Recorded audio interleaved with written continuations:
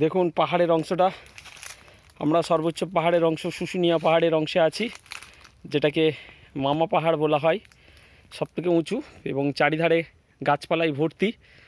এবং এখানটা একটা অসাধারণ ব্যাপার, পাহাড়ের এই অংশটা গাছ, এই পর্বতের এই পাহাড়ের ওই অংশে গাছটা পুরো ভর্তি আছে।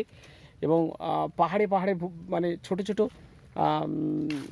বেলে পাথরের অংশগুলো ধাপে ধাপে হয়েছে এবং ক্ষয়ে গেছে, ইরোশনও হয়েছে, ইরোশন মোড হয়েছে। এবং এটা ওয়েদারিংয়ের ফলে হয়েছে। এখানে বর্ষা বৃষ্টি গরমের জন্য যেটা ওয়েদারিং হয়, সেই ওয়েদারিংয়ের ফলে এই অংশগুলো ক্ষয়ে গেছে। অসাধারণ ব্যাপার এই অংশগুলো। এবং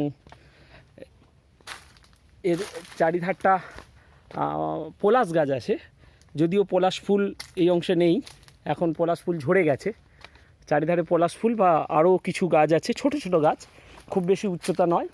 গাছের উচ্চতা কত, বড় জোর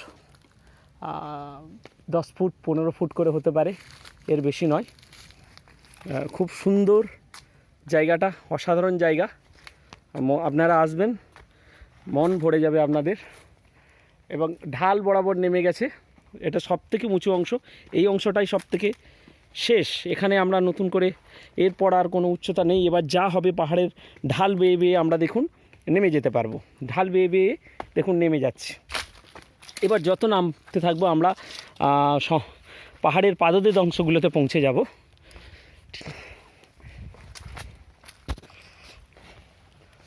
আমরা একটা দেখতে পাচ্ছি, একটা দেবতার মূর্তি দেখতে পাচ্ছি, সম্ভবত আসছি কাছে, এটা সম্ভবত শ্রীকৃষ্ণের ছবি, শ্রীকৃষ্ণ শ্রী বিষ্ণুর ছবি। এখানে যারা ধর্মপ্রাণ মানুষ আছে তারা এখানে পুজো করে যান, তারা পুজো দিয়ে যান। এখানে শ্রীকৃষ্ণ বাঁশি ধরে বসে আছে। হ্যাঁ, অসাধারণ জায়গা, আপনারা আসবেন, এটা সবথেকে উঁচু জায়গা, খুব ভালো লাগছে। স্যার আপনি একটু ক্যামেরা করুন, ক্যামেরা হচ্ছে। এই শ্রীকৃষ্ণের সামনে দাঁড়িয়ে আমরা,